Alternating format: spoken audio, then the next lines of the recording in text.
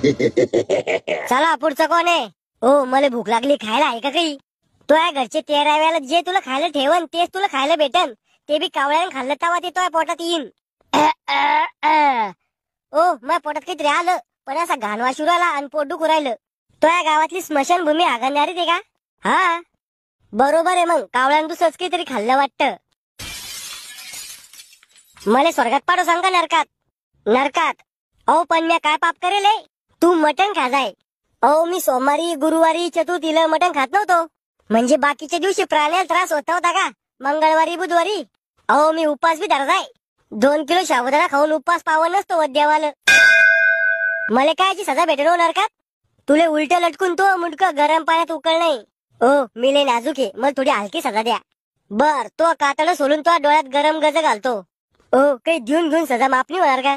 चल, तो सारख्या लोकांना सगळा भारत देश